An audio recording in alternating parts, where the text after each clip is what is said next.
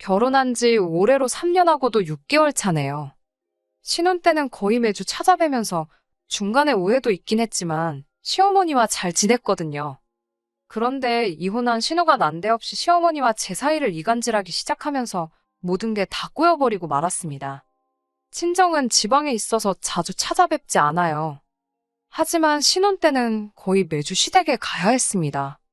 저희 일하느라 정신없을 텐데 먹을 거 해놓았다 하시면서 밑반찬 해놓은 거 가지러 오라고 매주 연락을 하셨지요. 그런데 그 주기가 일주일에 한 번꼴이다 보니 주말에 제대로 쉬지도 못하고 매번 시댁에 가야 했어요. 마음 써주시는 건 감사할 일이지만 솔직히 너무 부담스러웠습니다. 며느리 입장에서 아무리 시어머니가 편하게 대해주신다 하더라도 시댁이 제 집처럼 편할 수가 없는 법이잖아요. 거기에 매주마다 가야 하니 어디 놀러 나가지도 못하고 친정은 지방이다 보니 명절 때 아니면 찾아뵙지도 못하는데 그것도 불공평하다 싶어서 속도 상하고 그랬어요. 하루는 제가 너무 몸이 안 좋아서 남편 시켜서 이번 주엔 못 갈 것 같다 말씀드리라 했습니다. 아픈 몸이 끌고 회사 출근해 있는 저한테 아침 대바람부터 계속 전화를 해서 너네 먹으라고 해놓은 건데 왜 안 가져가느냐 엄청 뭐라고 하셨어요. 안 가겠다고 말한 아들 눈치가 보이는지 저보고 자꾸 남편 설득 좀 하라고 전화를 하시는 통에 엄청 고생을 했습니다. 그런데 저는 여태까지 오해를 하고 있었네요. 매주마다 가야 한다는 게 부담스럽고 불편하고 그랬는데 어머님이 다른 이유는 없으셨고 정말 저희 먹으라고 해놓으신 반찬 가져가라는 연락이었던 거예요. 몸이 하도 안 좋아서 남편만 보냈는데 어머님도 반찬만 가지러 오는 건데 뭐하러 매번 둘이 오느냐며 대수롭지 않게 여기셨다는 거지요. 저랑 남편은 그런 것도 모르고 어쩔 때는 사소하긴 하지만 말다툼까지 하고 그랬으니 아무튼 덕분에 그 뒤로부터는 별 어려움이 없었습니다. 굳이 주말이 아니어도 남편이 퇴근길에 시댁에 들러서 가져가고 해도 되었으니 말이에요. 그렇다고 해서 제가 시댁에 발 끊고 그랬던 건 아니에요. 한 달에 한두 번 정도는 저도 직접 방문해서 안부도 묻고 반찬 감사히 먹고 있다고 인사드리기도 했고요. 매달 용돈 보내드리는 거야 친정에도 보내고 있으니 그건 생색낼 게 아니라고 생각했고요. 어떤 때는 남편 대신에 제가 퇴근길에 시댁에 들러서 반찬을 받아오는 적도 있었습니다. 매주마다 방문해야 한다는 부담도 없어지고 시어머니도 딱히 별 생각이 없으시다는 걸 알게 되니 오히려 관계가 더 돈독해지더라고요. 남편하고 시댁 관련한 일로도 이야기 나올 것도 없어졌고 말입니다.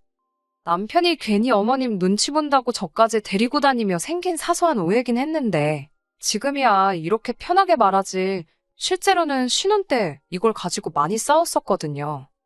그러니 그 이후부터는 다툼도 없어졌고 제가 시댁에도 잘하니 남편도 그거에 대해서 제게 고마워하고 여러모로 좋은 점이 더 많아졌어요. 그렇게 여지껏 길다면 긴 시간을 정말 고부간의 갈등은커녕 남편하고 말다툼하는 거 하나 없이 잘 지내고 있었거든요.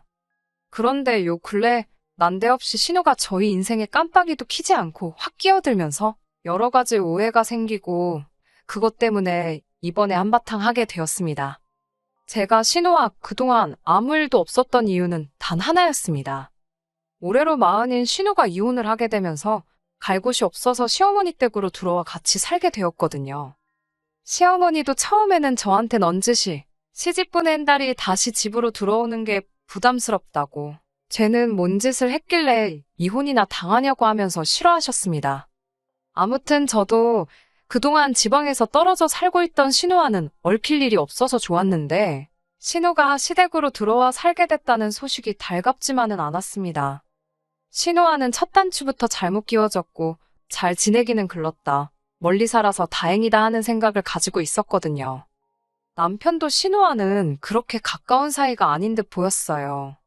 저희가 봄에 결혼식을 올렸는데 신우는 멀리 떨어져 살다 보니 연애하는 기간 동안 신우를 한 번도 만난 적이 없었습니다. 신우를 처음 보게 된 게 결혼식이었으니 남편과 신우가 남매이긴 하지만 얼마나 대면대면한 사이인지 알 수 있는 부분이었어요. 신우를 처음 봤을 때 저는 신부 대기실에서 잔뜩 긴장한 상태라서 신우와는 내가 네 남편 누나네 하면서 평범한 대화 나눈 거 말고는 잘 기억도 나지 않았거든요. 그런데 결혼식 마치고 나서 신우가 정말 보통이 아니구나 하는 걸 알게 되었어요. 식 마치고 나서 뷔페에서 결혼식 참석해주신 하객분들께 인사를 드린다고 여기저기 돌아다니고 있었지요. 신우 가족들의 첫 인상은 가히 충격적이었습니다.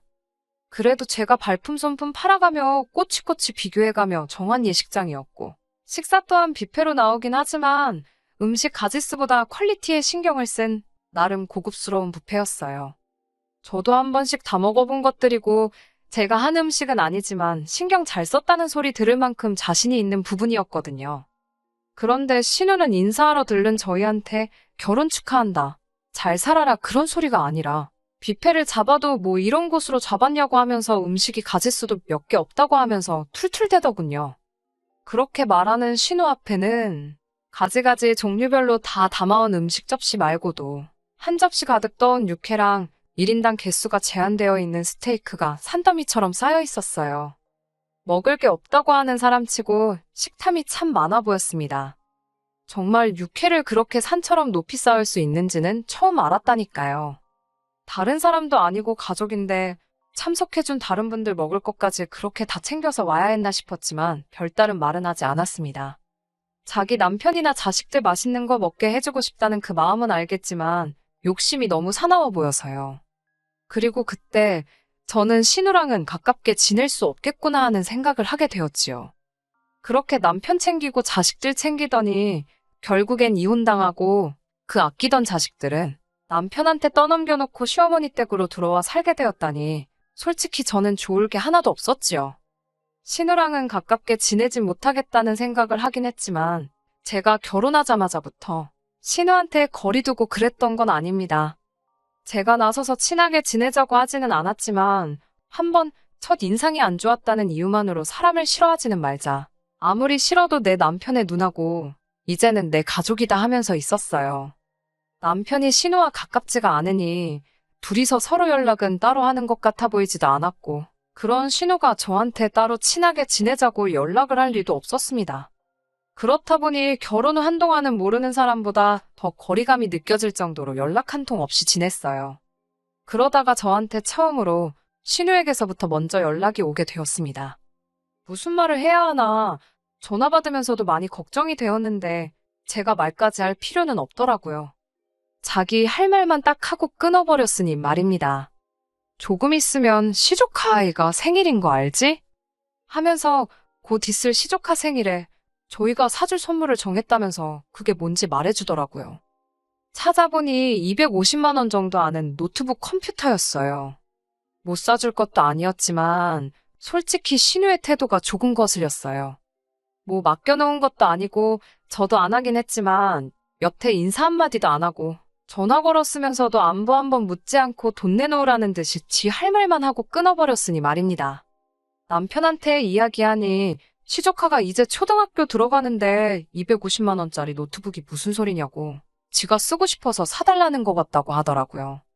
저도 어렴풋이 느끼고는 있었는데 자기 자식 생일 핑계로 갖고 싶은 걸 동생한테 말하다니 어이가 없었지요. 시조카 선물은 초등학교 입학 선물 겸해서 책가방이며 이것저것 그 또래 아이들이 필요할 만한 것들로 다 챙겨서 보내줬습니다. 그것도 돈이 꽤 많이 들어갔어요. 저희가 자녀 계획이 딱히 없다 보니 아기 때부터 봐온 건 아니지만 시조카한테 잘해주고 싶었었거든요. 그래서 이거 고르고 저거 고른 게 다 따지고 보니 40만 원 정도 되더라고요. 신우가 별로인 거지 시조카한테는 좋은 외삼촌, 좋은 외숙모가 되고 싶었기에 아깝지는 않았습니다. 그렇게 챙겨서 선물을 보냈는데 신우는 왜 사달라는 건 안 보내고 필요도 없는 걸 보냈냐고 하면서 성질을 내더라고요. 남편이 어이가 없어 하면서 초등학생이 250만 원 노트북이 뭐가 필요하냐고 시조카 대학교 들어가면 더 좋은 거 나오지 않겠냐고. 조카가 그 정도 노트북이 진짜 필요할 때 되면 그때 물어보라고 하고 전화를 끊어버렸습니다. 그렇게 한바탕 싸우고 났더니 신우는 삐져가지고 시조카 생일 파티에 저희 오라는 이야기도 하지 않더군요. 어머님도 외손자 생일 잔치 간다고 잔뜩 기대해서 기다리고 있었는데 저희가 가질 않으니 생일 잔치는커녕 신우 사는 동네 근처도 가지 못하셨지요. 제가 고른 가방만 메고 나가도 시조카 학교 가서 절대 기죽지는 않았을 텐데 참 욕심이 험한 데다가 뒤끝도 장난 아닌 사람이라는 생각이 들었네요. 그래도 이 정도 가지고 신우랑 직접적으로 연을 끝내 만회하면서 다툰 건 아닙니다. 시조카 생일이 지나고 나서 반년 정도 지나서야 신우한테서 다시 연락이 왔거든요. 그간 있던 오해 풀 생각도 없어 보이고 그렇다고 해서 은근슬쩍 친한 척 말 거는 것도 아니고 대뜸 저한테 날짜랑 주소 하나 띡 찍어 보내놓더니 회사는 월차를 내든 해서 빠지고 그날에는 거기로 오라고 하더라고요. 무슨 일인지도 말해줘도 안 갈 판인데 말도 없이 저러니 어이가 없더라고요. 무슨 일이냐 물어도 손이 씨누인 자기가 시키는데 이 집 서열맨 아래인 제가 말꼬리가 왜 이렇게 기냐면서 그냥 오라면 오는 거지 잔말이 많다는 겁니다. 그래서 뭔지도 모르겠는데 갈 생각 없다 하고 전화 끊으려고 했어요. 그러니 그제서야 왜 그러는지 이유를 말해주더군요. 그 주소는 신혼의 시댁 주소고 그날이 신혼의 시댁이 김장을 하는 날이랍니다. 그러니 저보고 와서 김장하는 것 좀 돕고 가라는 소리지요. 이 사람이 지금 영문도 모르는데 갈 생각이 없다고 했던 말을 이유를 말해주면 가겠다로 알아들었나? 싶었네요. 말도 안 되는 소리 하지 말라고 뭐하러 내가 1년에 15번밖에 없는 월차까지 써가며 내 돈 주고 기름값에 톨비까지 내가며 그 동네까지 내려가는 것도 모자라서 거기서 남의 집 김장까지 해줘야 되냐고요. 제가 충분히 갈 생각 없다는 뜻을 전한 거라 생각했는데 신우는 눈치 없는 척을 하는 건지 아니면 진짜 멍청한 건지 오히려 저한테 목소리를 높이면서 말대답 좀 하지 말라고 하더군요. 제가 말이 너무 많아서 싫다고 자기한테 이쁨 받고 싶으면 일단 말대답하는 그 버릇부터 고치라면서요. 어이가 없어서 아무 말도 안 하고 있으니까 제가 무슨 신우 말을 들어먹기로 했다는 걸로 이해를 했는지 잘 들어봐 하면서 하나하나씩 이유를 따박따박 짚어가면서 설명해 주더군요. 우리 엄마, 그러니까 시어머니가 따로 김장을 안 하지 않는 거 모르냐더군요. 무슨 소리를 하려는가 했더니 며느리가 시댁 김장해주는 건 당연한 일이 아니겠냐고 하면서 그런데 저는 시댁 김장을 갈 일이 없으니 시댁 식구 중 한 명인 자기의 김장을 당연히 도와야 된다고 하더라고요. 제가 여태껏 들어본 말 중에서 제일 어이없는 소리라서 저도 모르게 전화기에다 대고 피식하고 콧방귀를 뀌어버렸네요. 어이가 없으니까 화도 나지 않더라고요. 그래서 어디 얼마나 더 할 수 있는지 해보라는 식으로 나갔습니다. 신우랑 솔직히 첫 단추부터 엉망으로 끼워졌는데 싸우면 싸우는 거지 싶었어요. 언제라도 터질 일이었는데 그게 그날이었다 생각하기로 했습니다. 당연한 이야기지만 누가 봐도 억지 부리는 건 신우였으니 저는 신우네 시댁 근처에도 내려갈 일이 없었습니다. 신우도 제가 똑같이 성질 부리면서 달라들건 예상 못했는지 언성 높이며 내가 남의 집 김장을 뭐하러 가냐고 한마디 하니 제 기세에 눌려서 곧바로 꼬리 내리고 전화를 끊어버리더군요. 아무 말도 안 하고 있으니 우습게 보였나 싶어서 이참에 제대로 한번 보여준 부분도 없지 않아 있었습니다. 아무튼 그렇게 신우하고는 그 사건을 계기로 여태까지 연을 끊다시피 해서 지내고 있었거든요. 그나마 한결 마음이 편하게 만들어졌던 건 신우가 마음 먹고 가지 않으면 엄두조차 나지 않는 먼 곳에 살고 있다는 사실이었는데 이제 시댁으로 들어오게 되었으니 내심 신경이 쓰이긴 했습니다. 신우가 시댁으로 들어오고 나서 처음 남편하고 둘이서 같이 시댁에 갈 일이 생겼습니다. 시어머니는 평소 때처럼 저희를 반갑게 맞이해 주셨고요. 신우는 뭐가 그렇게 불만인지 입이 대빨 나와서 저희가 왔건 말건 신경도 안 쓰고 멀리서 노려만 보고 있더라고요. 뒤통수가 얼마나 가렵던지 구멍이 나는 줄 알았네요. 아무튼 그날도 어머님이 해주신 반찬 맛보고 이래저래 이야기하다가 집에 돌아갔거든요. 그때까지는 아무 생각도 없었는데 언제부턴가 어머님이 반찬 해놨으니 가지러 오라는 이야기도 없어지고 아무튼 분위기가 평소와는 조금씩 달랐습니다. 사실 반찬 해주시는 거 감사하긴 하지만 안 해주셔도 크게 상관이 없는 부분이었거든요. 어쨌든 맞벌이 부부이기도 하고 그래서 집에서 밥도 잘 안 먹으니 말이에요. 그런데 이 반찬 때문에 아주 큰 사건이 일어났습니다. 어머님도 신우가 들어와서 정신도 없고 입이 하나 늘었으니 우리 해줄 만큼 넉넉하게 반찬을 못 해주시나 보다 했어요. 반찬 가지러 갈 일이 없다 보니 매주 시댁에 발걸음 할 일도 없었고 말이지요. 마침 회사 일이 엄청 바빠서 겸사겸사 시댁에는 따로 발걸음을 하지 않았습니다. 그런데 얼마 전에 어머님한테서 전화가 왔어요. 목소리는 화가 많이 나신 듯 들렸고 니들 나 좀 보자 하면서 평소와는 다른 날카로운 말투로 저희를 부르시더군요. 퇴근길에 남편과 만나 시댁으로 향했어요. 저희가 들어오자마자 어머님은 저희한테 버럭 화부터 내시더라고요. 니들은 먹을 거 안 해주면 도통 시댁에 찾아올 생각을 안 하느냐고요. 안 찾아뵌 건 사실이지만 일도 바빴고 그래봐야 그 기간이 한 달도 안 되었는데 제가 매주 시댁에 찾아가야 하는 오해를 했던 신혼 때 아니고선 시어머니하고 갈등은커녕 사이만 더 좋았는데 갑자기 왜 저러시나 싶더라고요. 그런데 옆에서 살쾡이 눈을 하고 팔짱을 끼고 있는 신우를 보니 그제서야 이 상황이 이해가 되었습니다. 신우가 시어머니랑 저를 사이에 두고 이간질을 했던 거예요. 신우가 시어머니 바통을 이어받아서 저한테 따지고 들더라고요. 너네같이 염치 없고 뻔뻔한 것들은 처음 봤다고요. 우리 엄마가 보살이나 마찬가지라면서 자기 전시모였다면 벌써 뺨싸다기부터 올라갔다나 어쨌대나 하는 겁니다. 대체 뭐 때문에 저러나, 그리고 중간에서 뭔 말을 했길래 어머님이 저러시나 한번 드러나보자 하고 가만 참고 있었지요. 이유는 간단했네요. 매주 그렇게 돈 한 푼도 안 내고 반찬을 가져갔다는 게 말이나 되지 않는다는 겁니다. 그러면서 자기가 이제 시부모님을 모시고 살게 되었으니 두 분 노후적응 관리를 자기가 하기로 했다고 매주 반찬 가져가는 것하고 해서 한 달에 200만 원씩을 자기한테 붙이라더군요. 그 말을 듣자마자 딱 알았네요. 신우가 시어머니를 꼬드겨서 저희한테 돈을 더 받아가려는 계획이었다는 걸요. 그래도 시어머니가 그런 말도 안 되는 꾀임에 넘어갈 거라곤 생각 못했습니다. 저희가 진짜 어머님이 해주시는 반찬 받기만 하고 입싹 닫은 게 아니었는데 말이에요. 이미 저희는 시댁에 매달 90만 원씩을 용돈이라고 해서 보내드리고 있었어요. 친정은 절반도 안 되는 40만 원만 보내고 있습니다. 이유는 어머님이 매달 해주시는 반찬 때문에 더 챙겨드리는 거였고요.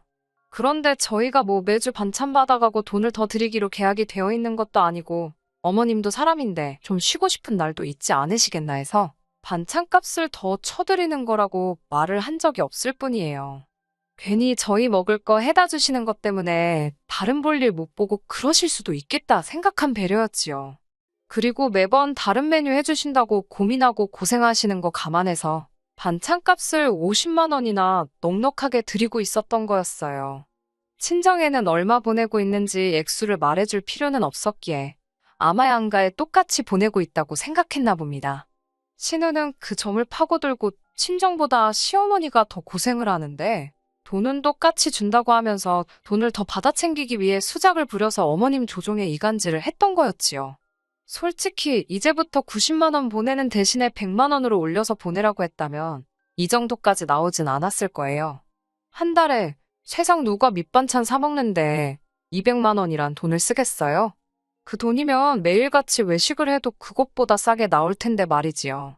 그래서 저도 세게 나갔습니다. 어머님한테 따로 말씀 안 드렸다고. 친정에 매달 40을 보내고 있고 어머님 반찬 해주시는 거 감안해서 90을 드리고 있었던 거라고요. 사실 저희도 어머님이 해주시는 반찬 맛있고 감사하게 잘 먹었지만 너무 고생하시는 것 같아 부담스러웠다고. 그러니 이제 그냥 안 해주셔도 된다고 했어요. 그리고 보내던 용돈은 이제 친정하고 똑같이 보내드려야겠다고 했지요. 이번 달은 해주신 게 없으니 이번 달 보내드리는 것부터 40을 보내겠다 했습니다. 사실 저희도 맞벌이 하지만 이제 차도 새로 한 대 바꾸고 싶었는데 잘 된 것 같다고 했지요. 사실은 시어머니한테까지 이러고 싶은 생각은 없었지만 그걸 어줍잖게 해명하고 그러는 것보다 이렇게 돌직구를 날리는 게 더 효과가 좋겠다 생각했어요. 어머님이 신우 말 듣고 조금이나마 생활비 더 받아낼 수 있겠구나 싶으셨나 본데 오히려 돈이 줄어버리게 되었으니 잔뜩 당황해서는 신우를 쳐다보더군요. 신우가 나선다고 뭐 상황이 달라지겠나요? 자기 이혼당해서 밥값도 못하게 된 거 부모한테 빌붙어서 살겠다는데 제 몫은 해내지 못할 것 같으니 애꿎은 저희한테 한 달에 100만 원씩이라도 더 뜯어가려던 계획은 무참히 깨져버리고 말았습니다. 오히려 일을 망쳐버린 신우가 이래선 안 되겠다 싶었는지 마지막 최후의 발악을 하기 시작하더군요. 저한테 삿대질을 막 하기 시작하더니 따지고 보면 저 때문에 자기가 이혼을 당한 거나 마찬가지라고 하면서 위자료 차원으로 저희가 매달 신우한테 생활비를 보내야 한다 우기더군요. 자기도 저처럼 회사 생활하면서 자기 시댁에 생활비 보내주고 했으면 식모살이가 아니라 귀한 며느리 대접을 받았을 거라면서요. 그런데 그러질 못했으니 자기는 몸으로 때워야 했는데 그날도 저한테 김장 좀 도와달라 부탁을 했는데 제가 안 오지 않았냐며 그때부터 자기가 자기 시댁에서 미움을 받기 시작했다는 겁니다. 거기에 자기 아들한테 노트북 안 사준 이야기까지 하며 그 노트북만 사줬어도 아들이 자기를 더 따랐을 것이고 양육권 분쟁에서도 자기가 이겼을 거라는 말도 안 되는 소리를 늘어놓더라고요. 그러니 저 때문에 시댁에 미움 사고 이혼당하고 자식까지 빼앗기고 저 때문에 인생이 망했답니다. 참으로 어처구니 없는 소리가 아닐 수가 없었지요. 남편이 나서서 신우한테 억지 부리지 말라는 식으로 한마디 하려고 하길래 제가 막아서고 신우한테 직접 한마디 했어요. 내가 남의 집에 가서 김장을 해야 할 이유도 모르겠고 왜 그것 때문에 신우 인생이 망했다는 말을 할 수 있는지도 모르겠다고 했습니다. 다만 하나 알겠는 건 지금 하고 있는 행동들로 봐서 왜 이혼을 당했는지, 왜 아이가 남편 쪽에 남게 되었는지는 알겠다고요. 신우한테 홀랑 넘어가 이 사단을 낸 시어머니도 그 상황에선 제가 틀린 말 한 게 없으니 신우 편은 못 들고 가만히 계시더군요. 지난번에 김장오라 했을 때 충분히 보여준 것 같은데 잘 모르는 것 같아서 또 보여주는 거라고. 나는 언니처럼 참을 거 다 참고 속에 담아두지 않고 할 말 다 하는 사람이라고요. 더 할 말 없으니 이 정도에서 그냥 끝내겠지만 제가 얼마나 더 할 수 있는지 궁금하면 어디 계속 해보라고 말했어요. 그리고 그냥 남편 데리고 집으로 돌아왔습니다. 어머님께는 죄송하지만 앞으로 해주시는 반찬은 사양하기로 했어요. 어머님 반찬 없다고 저희가 식사를 못하는 것도 아니고 퇴근길에 반찬만 가져가도 되지만 시간 뺏기는 건 틀린 말이 아니었으니까요. 솔직히 조금 부담스러웠던 것도 사실이고 말입니다. 어머님은 매달 받는 용돈이 줄은 것에 대해서는 서운해하시는 것 같지만 직접 말은 하지 않으시네요. 사실 이 일을 계획한 건 신우였지만 일을 더 크게 만든 건 어머님도 일조를 했으니 그 정도는 제가 너무했다 생각하지 않아요. 신우도 충분히 정신 차렸으면 멀쩡히 잘 지내는 동생네 부부한테 생활비 뜯어낼 게 아니라 그렇게 직장을 가지지 못했던 게 한이라 했으니 이제 정신 차리고 일을 시작하겠지요. 그럼 이혼당한 자식 거두어준 부모님께 생활비라도 보태드리는 효도라도 하지 않겠어요? 조금 우여곡절이 많았지만 이제 모든 게 제자리로 돌아왔다는 생각이 드네요.